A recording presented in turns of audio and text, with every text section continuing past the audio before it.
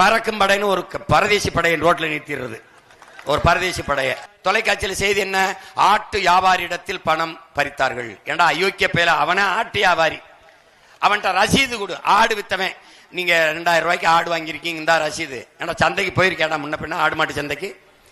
ஏய், மருத்துவமனைக்கு கட்ட கொண்டு போன பெண்ணிடம் இருந்து அதை சொல்றான் மருத்துவமனை கொண்டு போறதுக்குன்னு.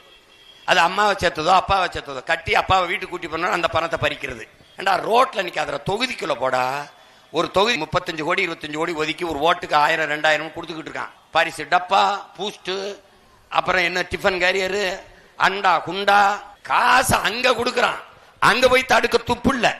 நீ நேர்மையான தேர்தல் ஆணையமா இருந்தா என்ன பண்ணிருக்கணும்? வாக்குக்கு காசு கொடுக்கிற ஒரு வேட்பாளரை அந்த தேர்தலில் நிக்க, குறைஞ்சபட்சம் அந்த தேர்தலில் நிக்க தடை என்று போட்டிருந்தா அடுத்து காசு கொடுக்க மாட்டான். அதை செய்ய துப்பு இல்ல. உழைக்கு மக்கள் உரவாங்க காசு எடுக்க போகும்போது, காய்கறி கடைக்கு சரக்கு வாங்க போகும்போது, வீட்டுக்கு அரிசி விற்பாங்க, அந்த காசை பறிச்சுக்கிட்டு இதுவரை 75 கோடி பரிசு இருக்கிறோம். அப்புறம் திருட்டு பையில நாட்டை கொடுத்தா ரோட்ல போற மக்கள் காசை தான் பறிப்பா. யாராவது வாக்குக்கு காசு கொடுக்கிற சட்டமன்ற உறுப்பினர் கொடுக்கும்போது கைது பண்ணப்பட்டார், இல்ல வாக்குக்கு காசு வாங்கின மக்கள் கைது பண்ணப்பட்டார்கள், அப்படி ஏதாவது இருக்கா?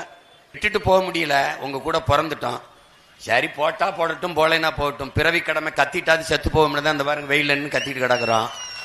ஏதோ பார்த்து பண்ணுங்க.